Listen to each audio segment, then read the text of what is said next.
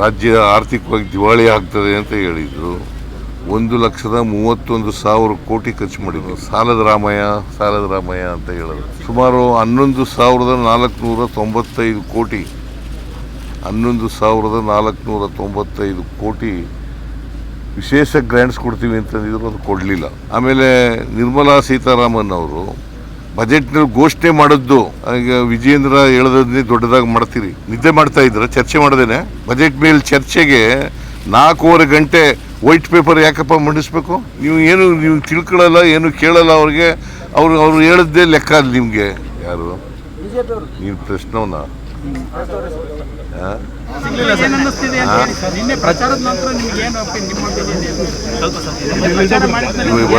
ಹೊಸದಾಗಿ ಏನಾದ್ರು ಕೇಳಾಗಿದ್ರೆ ಕೇಳಿ.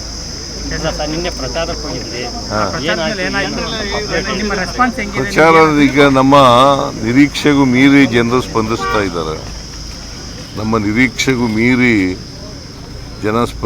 ಇದ್ದಾರೆ. ಬಿಜೆಪಿಯವರು 4 ವರ್ಷ ಅಧಿಕಾರ ಮಾಡಿ ಏನು ಮಾಡಲಿಲ್ಲ ಅಂತಕ್ಕಂಥದ್ದು ಜನಗಳಿಗೆ ಗೊತ್ತಾಗಿದೆ.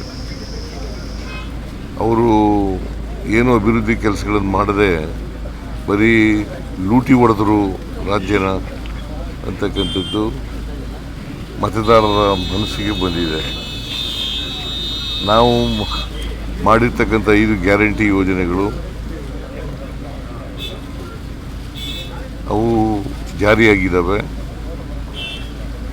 3 ವರ್ಷದಿಂದ ಜಾರಿಯಾಗ್ತಾ ಇದ್ದಾವೆ.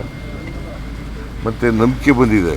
ಬಿ ಜೆ ಪಿಯವರು ಏನೇ ಸುಳ್ಳು ಹೇಳಿದ್ರು ಕೂಡ, ಯಾಕೆಂತಂದರೆ ಇವು ಜಾರಿ ಆಗೋದೇ ಇಲ್ಲ ಅಂತ ಹೇಳಿದರು. ಒಂದು ಸಾರಿ ರಾಜ್ಯ ಆರ್ಥಿಕವಾಗಿ ದಿವಾಳಿ ಆಗ್ತದೆ ಅಂತ ಹೇಳಿದರು. ಖಜಾನೆ ಖಾಲಿ ಆಗಿಬಿಡ್ತದೆ ಅಂತ ಹೇಳಿದರು. ಅಭಿವೃದ್ಧಿ ಕೆಲಸಗಳು ನಡೀತಾ ಇಲ್ಲ ಅಂತ ಹೇಳಿದರು. ಆಮೇಲೆ ಕಳೆದ ಲೋಕಸಭಾ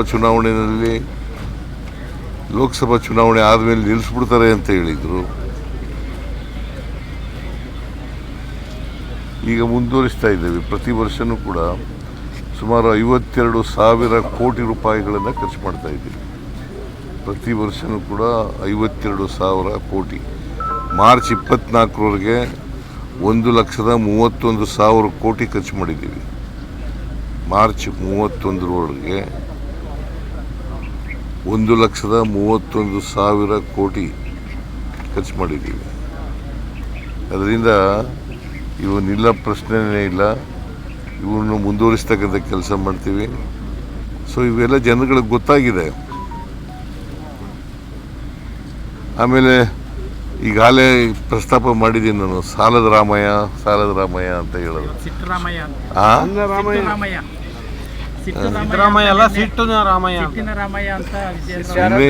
ಏನಾದ್ರು ಬಾಯಿ ಬಂದಾಗ ಮಾತಾಡ್ತಾರೆ. ನೋಡ್ರಿ, ಎಲ್ಲ ಅಭಿವೃದ್ಧಿ ರಾಷ್ಟ್ರಗಳು, ಎಲ್ಲ ರಾಜ್ಯಗಳು ಸಾಲ ಮಾಡಲೇಬೇಕು. ಸಾಲ ಮಾಡುವಾಗ ಮಿತಿ ಒಳಗಡೆ ಇರಬೇಕು. ಸಾಲ ಮಿತಿ ಒಳಗಡೆ ಇರಬೇಕು. ನಮ್ಮದು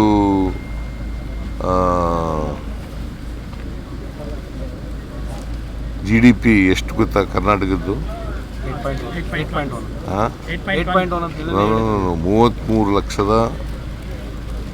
33,05,500 ಕೋಟಿ. GST ಅಲ್ರಿ, GDP. ರಾಜ್ಯದ GDP, gross domestic product. GDP 33,05,500 ಕೋಟಿ. ಅದರಲ್ಲಿ 25% ಸಾಲ ಇರಬೇಕು. ಅದರಲ್ಲಿ 25% ಸಾಲ ಇರಬೇಕು. ನಾವು 24.94% ಮಾಡಿದ್ದೀವಿ. ಅದರೊಳಗಡೆ ಇದೆಯಾ ಇಲ್ವಾ? ಮತ್ತು ಸಾಲ ಹೆಂಗೆ ಮಾಡಿದ್ದೀವಿ, ಸಾಲ ಜಾಸ್ತಿ ಮಾಡಿದ್ದೀವಿ ಅಂತ ಹೇಳೋದು ಹೆಂಗೆ? ಫಿಸ್ಕಲ್ ರೆಸ್ಪಾನ್ಸಿಬಿಲಿಟಿ ಆಗಿದೆ. ಫಿಸ್ಕಲ್ ರೆಸ್ಪಾನ್ಸಿಬಿಲಿಟಿ ಆ್ಯಕ್ಟ್ 2002ರಲ್ಲಿ ಪಾಸ್ ಮಾಡ್ತು. ಒಂದು ರಾಜ್ಯದ ಆರ್ಥಿಕ ಪರಿಸ್ಥಿತಿ ಚೆನ್ನಾಗಿರ್ಬೇಕಾದ್ರೆ 3 ಮಾನದಂಡಗಳನ್ನು ಹೇಳಿದೆ ಆ ಕಾನೂನಿನಲ್ಲಿ. ಒಂದನೇದು ಫಿಸ್ಕಲ್ ಡಿಫಿಸಿಟ್ಟು 3% ಒಳಗಡೆ ಇರಬೇಕು, GDPಯ 3% ಒಳಗಡೆ ಇರಬೇಕು. ನಮ್ಮದು 3% ಒಳಗಡೆ ಇದೆ, 2.95.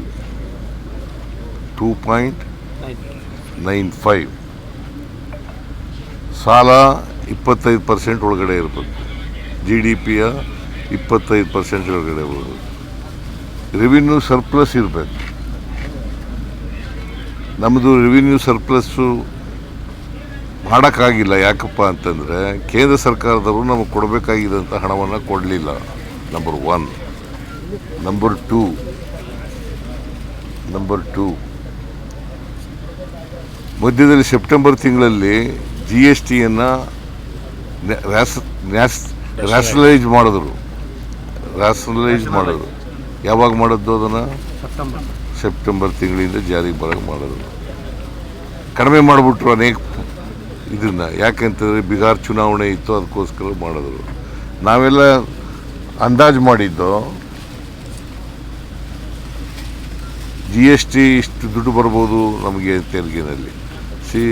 1,20,000 ಕೋಟಿ ತೆರಿಗೆ ಬರಬೇಕಾಗಿತ್ತು, ನಮಗೆ 10,000 ಕೋಟಿ ಕಡಿಮೆ ಆಯಿತು. ಅದರಲ್ಲಿ 10,000 ಕೋಟಿ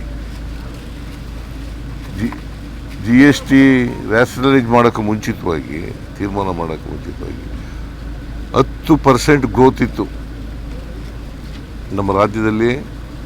10% ಗ್ರೋತ್, GST ಗ್ರೋತು 10% ಗ್ರೋತ್ ಇತ್ತು. ಅದು 4% ಇಳಿದು ಬಿಡ್ತು. ಡೆಫಿಸಿಟ್ ಆಗಿದ್ರಿಂದ 10,000 crore ಡೆಫಿಸಿಟ್ ಆಗಿದ್ರಿಂದ ಗ್ರೋತ್ ರೇಟ್ ರೀ, ಅಲ್ಲ ಬೆಳವಣಿಗೆ ದರ 10% ಇದ್ದದು 4% ಇಳಿದು ಬಿಡ್ತು. ಅದರಿಂದ ನಮಗೆ 10,000 ಕೋಟಿ ಕಡಿಮೆ ಆಯಿತು. 10,000 ಕೋಟಿ ಕಡಿಮೆ ಆಯಿತು. ಮುಂದಿನ ವರ್ಷ 15,000 ಕೋಟಿ ಕಡಿಮೆ ಆಗುತ್ತೆ. ಆಮೇಲೆ ಕೇಂದ್ರ ಸರ್ಕಾರ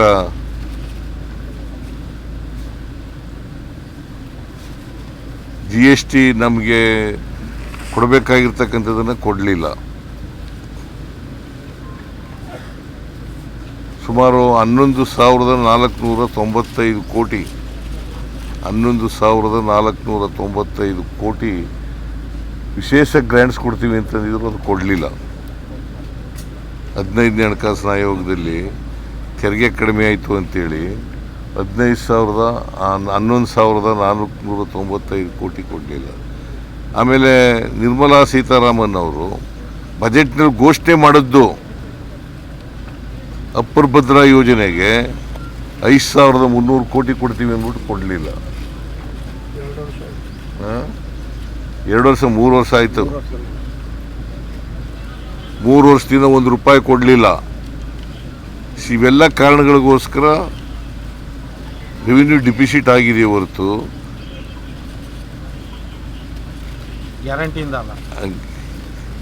ಗ್ಯಾರಂಟಿಯಿಂದ ಅಲ್ಲ. ಇದನ್ನು ನೀವು ಸ್ಪಷ್ಟವಾಗಿ ಹೇಳಬೇಕು. ಈಗ ವಿಜೇಂದ್ರ ಹೇಳೋದನ್ನೇ ದೊಡ್ಡದಾಗಿ ಮಾಡ್ತೀರಿ.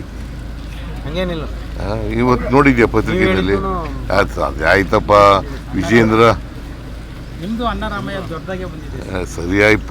ವಿಜೇಂದ್ರ ಹೇಳೋದು ಸುಳ್ಳು ಹೇಳ್ತಾರೆ. ಬಜೆಟ್ ಮೊನ್ನೆ ಆಯ್ತಲ್ಲ, ಏನ್ರಿ ಮಾಡ್ತಾ ಇದ್ರು ಅಲ್ಲಿ?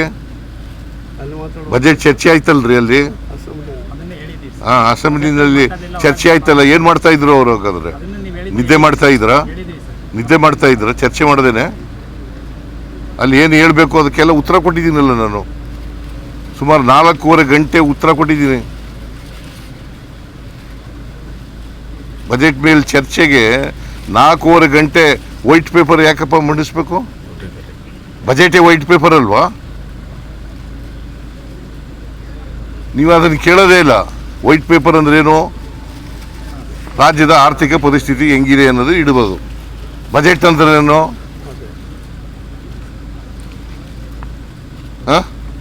ಆಯ ವ್ಯಯ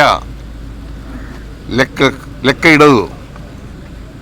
ಸರಿ, ಬೊಮ್ಮಾಯಿ ಅವರು ಕೂಡ ನಿನ್ನೆ ನಿಮಗೆ ಸಾಲದ ದಾಖಲೆಗಳನ್ನು ಕೊಡಿ, ನೀವು 25% ಲೆಸ್ ದೆನ್ 25% ಇದೆ ಅಂತ ಹೇಳಿದ್ರಿ. 24.94 ಹೇಳಿದ್ರಿ ನೀವು, ಅದ್ರದ್ದು ದಾಖಲೆ ಕೊಡಿ ಅಂತಾರ ಯಾರು? ಬೊಮ್ಮಾಯಿ ಅವರು. ದಾಖಲೆ ಬಜೆಟ್ ಅಸೆಂಬ್ಲಿನಲ್ಲೇ ಇಟ್ಟುವಲ್ಲಯ್ಯ. ತೆರಿಗೆ ನಾವು ಸಾಲ ಮಾಡಿದ್ದು ಅವ್ರು ಸಾಲ ಮಾಡಿದ್ದು ಎರಡನ್ನು ಕಂಪ್ಯಾರಿಸನ್ ಕೊಡ್ಲಿ. ಹೌದು, ಕಂಪ್ಯಾರಿಸನ್ನೇ ಇಟ್ಟಿದ್ದು ಬಜೆಟ್ ಮುಂದೆ ಅಸೆಂಬ್ಲಿನಲ್ಲಿ ಇಟ್ಟಿದ್ದೀನಿ. 5,30,000 ಕೋಟಿ ಅವರು ಸಾಲ ಮಾಡಿದ್ದದು. 50,000 ಕೋಟಿ ನಾವು ಮಾಡಿರೋದು. ಅವ್ರು ಯಾವುದೋ ಒಂದು ವರ್ಷದ್ದು ಹೇಳ್ತಾರೆ. ಅವರು 4 ವರ್ಷ ಇದ್ರಲ್ಲಪ್ಪ. ಸರ್, ಈಗ ಗ್ಯಾರಂಟಿ ಯೋಜನೆಗಳಿಗೆ ನಮ್ಮ ವಿರೋಧ ಇಲ್ಲ ಅಂತ ಇದ್ದಾರೆ ಈಗ ಸದಾನಂದ ಗೌಡರು. ಗ್ಯಾರಂಟಿ ಯೋಜನೆಗಳಿಗೆ ನಮ್ಮ ವಿರೋಧ ಇಲ್ಲ, ಅದ್ರ ಹೆಸರಲ್ಲಿ ನುಗ್ತಾ ಇದಾರೆ, ಹಣ ನುಗ್ತಾ ಇದಾರೆ ಅಂತ ಇದ್ದಾರೆ. ನೇರವಾಗಿ ಅವ್ರಿಗೆ ಲೆಕ್ಕಕ್ಕೆ ಅವ್ರ ಅಕೌಂಟ್ಗೆ ಹಾಕ್ಬಿಡ್ತೀವಲ್ಲ. ಲಂಚ ಎಲ್ಲಿ ನಡೀತದೆ? ನೇರ ವರ್ಗಾವಣೆ. ಈಗ ಗೃಹಲಕ್ಷ್ಮಿ ಯೋಜನೆ 2,000 ರೂಪಾಯಿ ಅವ್ರ ಅಕೌಂಟ್ಗೆ ಕೊಟ್ಬಿಡ್ತೀವಿ. ಲಂಚ ಹೆಂಗ್ ನಡೀತದೆ? 12 ತಿಂಗಳಲ್ಲಿ 2 ತಿಂಗಳು ಕೊಟ್ಟಿಲ್ಲ ಅಂತ ಇದ್ದಾರೆ.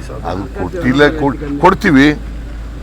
ಸರ್, ಈಗ ಅಭಿವೃದ್ಧಿ ಯೋಜನೆಗಳಿಗಾಗಿ ಏನು ಗುತ್ತಿಗೆದಾರರಿಗೆ ಬಹಳಷ್ಟು ದುಡ್ಡು 26,000 ಕೋಟಿ ಬಾಕಿ. ಅದಾಯ್ತು, 28,000 ಕೋಟಿ ಅವರು ಎಷ್ಟು ಬಿಟ್ಬಿಟ್ಟು ಹೋಗಿದ್ರು ಗೊತ್ತಾ? 29,000 ಕೋಟಿ ಅವ್ರು ಬಾಕಿ ಬಿಟ್ಬಿಟ್ಟು ಹೋಗಿದ್ದು. 29,000 ಕೋಟಿ, ಅದರಲ್ಲಿ 24,000 ಕೋಟಿ ತೀರಿಸಿದ್ದೀವಿ. ನೀವು ತಿಳ್ಕೊಳ್ಳಲ್ಲ, ಏನು ಕೇಳಲ್ಲ ಅವ್ರಿಗೆ. ಅವ್ರು ಹೇಳಿದ್ದೇ ಲೆಕ್ಕ ಅದು ನಿಮಗೆ. ಈಗ ನಾನು ಹೇಳ್ತಾ ಇರೋದು ಅಸೆಂಬ್ಲಿನಲ್ಲಿ ಉತ್ತರ ಕೊಟ್ಟಿರ್ತಕ್ಕಂಥದ್ದು. ಇಲ್ಲಿ ಬೇರೆ ಕಡೆ ಕೊಟ್ಟಿಲ್ಲ, ಅಸೆಂಬ್ಲಿನಲ್ಲಿ ಉತ್ತರ ಕೊಟ್ಟಿರೋದು ಅವ್ರ ಎದುರುಗಡೆನೆ ವಿತ್ ಡಾಕ್ಯುಮೆಂಟ್ಸ್. ಸುಮ್ಮನೆ ಅವ್ರು ಏನೋ ಹೇಳ್ತಾರೆ, ನೀವು ಅದನ್ನೇ ಕೇಳ್ತೀವಿ. ಏನ್ ಮಾಡಕ್ಕಾಗುತ್ತೆ ನಾವು? ಸರ್, ಯುದ್ಧದ ಪರಿಸ್ಥಿತಿ ಇದೇ ರೀತಿ ಮುಂದುವರೆದ್ರೆ ಬಹಳಷ್ಟು ಜನಜೀವನ ಅಸ್ತವ್ಯಸ್ತ ಆಗೋ ಸಾಧ್ಯತೆ ಇದೆ. ಯಾವುದು? ಸರ್ಕಾರ ಇರಾನ್ ಮೇಲೆ ಯುದ್ಧ ಸರ್, ಇರಾನ್ ಯುದ್ಧ ಅಂತೇಳಿ ಯದ್ವಾತದ್ದು ಬೆಲೆ ಏರ್ಸಂತ ಇದೆಯಾ? ಅಲ್ಲ ಸರ್, ಅದಕ್ಕೆ ತಮ್ಮ ಸಿದ್ಧತೆ ಹೇಗಿದೆ ಅಂತ ಸರ್ಕಾರ? ನಮ್ದಲ್ರಿ, ಕೇಂದ್ರ ಸರ್ಕಾರ ಮಾಡಿರೋದು ಇದು. ರಾಜ್ಯದ್ದು ಏನಾದ್ರು? ರಾಜ್ಯದ್ದೇನಿಲ್ಲ. ಅವ್ರಿಗೆ ಕೊಟ್ರೆ ನಾವು ವಿತರಣೆ ಮಾಡ್ತೀವಿ ಅಷ್ಟೇ. ವಿತರಣೆ ಮಾಡೋದಷ್ಟೇ ನಮ್ಮ ಕೆಲಸ. ಪೆಟ್ರೋಲಿಯಂ ಪ್ರಾಡಕ್ಟ್ಸ್ನ ಯಾರು ಮಾಡೋರು?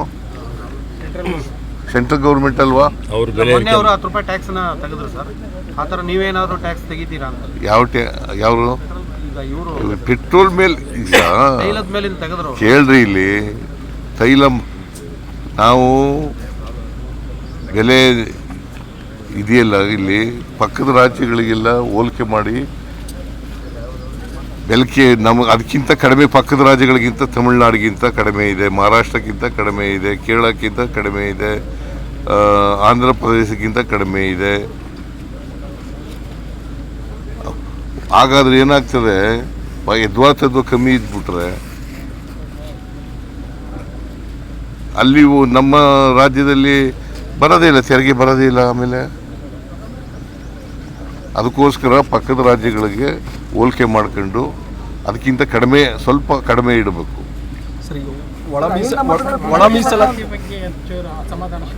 ಯಾರು ಒಳ ಮೀಸಲಾತಿಗೆ ನಾವು ಬದ್ಧವಾಗಿದ್ದೀವಿ, ಸರ್ಕಾರ ಬದ್ಧವಾಗಿದೆ.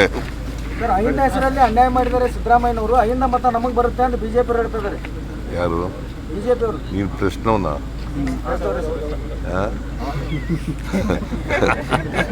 ಅಹಿಂದ ಇವ್ರಿಗೆ ಯಾವತ್ತು ಪ್ರೀತಿ ಬಂದಿರೋದು ಅಹಿಂದ ಮೇಲೆ? ಅಹಿಂದದವ್ರ ಮೇಲೆ ಪ್ರೀತಿ ಬಂದಿರೋದು ಯಾವಾಗ? ಯಾವತ್ತಾರು ಅಹಿಂದದ ಬಗ್ಗೆ ಮಾತಾಡಿದಾರ ಇವರು? ಹಿಂದುತ್ವ, ಹಿಂದೂ ಅದು ಬಿಟ್ಟರೆ ಬೇರೆ ಏನಾದ್ರು ಹೇಳ್ತಾರ? ದೇರ್ ಆರ್ 2 ತತ್ವಗಳಿದ್ದಾವೆ. ತತ್ವಗಳು ಇದರಲ್ಲಿ ಆರ್ಥಿಕತೆಯಲ್ಲಿ 2 ತತ್ವಗಳಿದ್ದಾವೆ. ಒಂದು ಟ್ರಿಕಲ್ ಡೌನ್ ಆರ್ಥಿಕ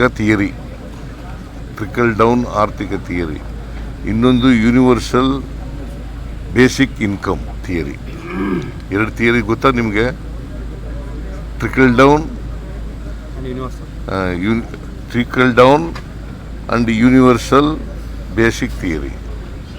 ಇವರು ಯಾವತ್ತೂ ಕೂಡ BJP ಅವರು ಟ್ರಿಕಲ್ ಡೌನ್ ಆರ್ಥಿಕ ಥಿಯರಿ ಇದೆಯಲ್ಲ ಅದ್ರ ಪರ ಇರೋರು, ಅಂದರೆ ಶ್ರೀಮಂತರ ಪರ ಇರೋರು, ನಾವು ಬಡವ್ರ ಪರ ಇರೋರು. ಈಗ ಬಡವ್ರಿಗೆ ಈ ಬಸ್ನಲ್ಲಿ ಕರ್ಕೊಂಡು ಹೋಗ್ತೀವಿ ಫ್ರೀಯಾಗಿ, ಎಲ್ಲ ಮಹಿಳೆಯರಿಗೂ ಕರ್ಕೊಂಡು ಹೋಗಲ್ವಾ? ಬಿ ಜೆ ಪಿಯವ್ರು ಇಲ್ವ ಅಲ್ಲಿ? ಬಿ ಜೆ ಪಿಯವ್ರು ಇಲ್ವೇನ್ರಿ? ಎಲ್ಲರಿಗೂ ಕರ್ಕೊಂಡು ಹೋಗ್ತೀವಿ. ಎಲ್ರಿಗೂ ಇಲ್ಲಿ ಸದಾನಂದ ಗೌಡ ಹೇಳ್ದಿಲ್ಲಪ್ಪ ನೀನು, ಸದಾನಂದ ಗೌಡ ಎಲ್ಲರಿಗೂ ಬಸ್ನಲ್ಲಿ ಕರ್ಕೊಂಡು ಹೋಗುವಾಗ ಫ್ರೀಯಾಗಿ ಕರ್ಕೊಂಡು ಹೋಗಿ ಲಂಚ ಎಲ್ಲಿ ನಡೀತದೆ? ಅಕ್ಕಿ ಎಲ್ರಿಗೂ ಕೊಡ್ತೀವಿ, ಲಂಚ ಎಲ್ಲಿ ನಡೀತದೆ? ಬಡವರಿಗೆ ಎಷ್ಟು ಶತಮಾನಗಳ ಕಾಲ ಬಡತನದಲ್ಲಿ ಇಟ್ಟು ಸಹಾಯ ಮಾಡ್ಕೊಂಡು ಹೋದ ಹೆಂಗೆ? ನಾನು ಬಡತನ ಕಡಿಮೆ ಆಯ್ತಾ ಕಡಿಮೆ ಮಾಡ್ತೀವಿ. ಬಡತನ ಕಡಿಮೆ ಆಗ್ತದಲ್ಲ, ಈಗ ಕೊಂಡ್ಕೊಳ್ತಕ್ಕಂಥ ಶಕ್ತಿ ಎಲ್ರಿಗೂ ಬಂದಾಗ ಮಾತ್ರ ಕಡಿಮೆ ಆಗ್ತದೆ. ಯಾವಾಗಲೂ ಶಾಶ್ವತವಾಗಿ ಕಾರ್ಯಕ್ರಮಗಳಲ್ಲ, ಬಡತನ ಕಾರ್ಯಕ್ರಮಗಳಲ್ಲ. ಹಾಗಾದ್ರೆ ಬಡತನ ಇರಬೇಕಾ? ಇರಬಾರ್ದಲ್ಲ. ಮತ್ತು ಬಾಬಾ ಸಾಹೇಬ್ ಅಂಬೇಡ್ಕರ್ ಅವರು ಏನು ಹೇಳಿದರು ಕಾನ್ಸ್ಟಿಟ್ಯೂಂಟ್ ಅಸೆಂಬ್ಲಿನಲ್ಲಿ ಭಾಷಣ ಮಾಡ್ತಾ? ಏನಂತ ಹೇಳಿದ್ದಾರೆ?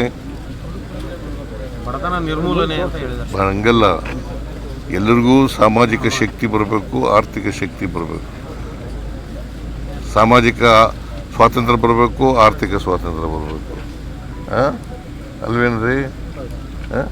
ಅದು ಬರದೇನೆ ಸಮಾನತೆ ಹೆಂಗೆ ಬರ್ತದೆ? ಜಾತಿ ಹೆಂಗೆ ಹೋಗ್ತದೆ? ನೀವು ಡಾಕ್ಟರ್ ಆಗಿದ್ರೆ ತಾನೇ ನಿಮ್ಮನ್ನ ಬೇರೆ ಜಾತಿಯವ್ರ ಮದುವೆ ಆಗೋದು. ಸರ್, 56,000 ಹುದ್ದೆಗಳನ್ನು ತುಂಬೋದಕ್ಕೆ ಫೈನಾನ್ಷಿಯಲ್ ಕ್ರೈಸಿಸ್ ಏನು ಕ್ರೈಸಿಸ್? ಇರೋ 2% ಜನಕ್ಕೆ 52% ಬಜೆಟ್ ಖರ್ಚು ಮಾಡ್ತಾ ಇದ್ದೀವಿ. ಅಂತಂತೂ ಮಾಡ್ತೀವ್ರಿ. ಆಡಳಿತ ಆಯೋಗಗಳು ಅದನ್ನೇ ಸರಾಸರಿ ಚಿನ್ನಪ್ಪ ಆಯೋಗ ನೋಡ್ರಿ, ಈ ಸಾರಿ 56,432 ಹುದ್ದೆಗಳನ್ನು ಭರ್ತಿ ಮಾಡ್ತೀವಿ. ಮುಂದಿನ ವರ್ಷನೂ ಭರ್ತಿ ಮಾಡ್ತೀವಿ, ಅದ್ರ ಮುಂದಿನ ವರ್ಷನೂ ಭರ್ತಿ ಮಾಡ್ತೀವಿ. ಖಾಲಿ ಇರ್ತಕ್ಕಂಥ ಭರ್ತಿ 7.5 ಲಕ್ಷ ಹುದ್ದೆಗಳನ್ನು ಕೂಡ ಎಲ್ಲನೂ ಭರ್ತಿ ಮಾಡ್ತೀವಿ. KPSC ಸುಭದ್ರವಾಗಿಲ್ಲ. ಯಾರು ಹೇಳಿದವರು? KPSC ನಲ್ಲಿ ಮತ್ತೆ KS ಗೆಜೆಟೆಡ್ ಪ್ರೊಬೆಷನರಿ ಪೋಸ್ಟ್ಗಳನ್ನು ಮತ್ತೆ ಈಗ ಇದಾಗಿದೆ ಅಂತ, ಅಕ್ರಮ ಆಗಿದೆ ಅಂತ ಇಂಟರ್ವ್ಯೂನ ಸ್ಥಗಿತಗೊಳಿಸಿದ್ರು. ಯಾರು? KPSC ಅವರು. KPSC ಅವರು ಇಂಟರ್ವ್ಯೂ ಡೇಟ್ ಫಿಕ್ಸ್ ಮಾಡಿ ಕ್ಯಾನ್ಸಲ್ ಮಾಡಿದ್ದಾರೆ. ಈಗ ಅದನ್ನು ಯಾಕೆ ಮಾಡಿದ್ದಾರೆ ಅಂತಂದರೆ ಸರಿಯಾದ ರೀತಿಯಲ್ಲಿ ಪಕ್ಕ ಮಾಡಬೇಕು ಅಂತ ಹೇಳಿದ್ದೀವಿ, ಅದಕ್ಕೋಸ್ಕರ ಮಾಡಿ. ರಿವೈವಲ್ಗೆ ಏನಾದ್ರು ಕ್ರಮ ತಗೋತೀರಾ ಸರ್? KPSC ರಿವೈವಲ್ಗೆ it is an independent body, ಗೊತ್ತಾಯ್ತಾ? ನಾವು ಮೆಂಬರ್ ಮಾಡುವಾಗ ಕೇಂದ್ರ ಸರ್ಕಾರದ ಯಾವುದು ಕೇಂದ್ರ ಸರ್ಕಾರ ಜನಗಣತಿ ಸ್ಟಾರ್ಟ್ ಆಗಿದೆ ಸರ್. ನಿನ್ನೆಯಿಂದ ಶುರುವಾಗಿದೆ, 15 ವರ್ಷದ ನಂತರ ಮಾಡ್ತಾ ಇದ್ದಾರೆ. ಮುಖ್ಯಮಂತ್ರಿ ಸಿದ್ದರಾಮಯ್ಯನವರಿಗೆ ಹೆಚ್ಚಿನ ವಿಡಿಯೋಗಳಿಗೆ ಪ್ರತಿಧ್ವನಿ ಯೂಟ್ಯೂಬ್ ಚಾನೆಲ್ ಸಬ್ಸ್ಕ್ರೈಬ್ ಮಾಡಿ, ಬೆಲ್ ಐಕಾನ್ ಕ್ಲಿಕ್ ಮಾಡಿ.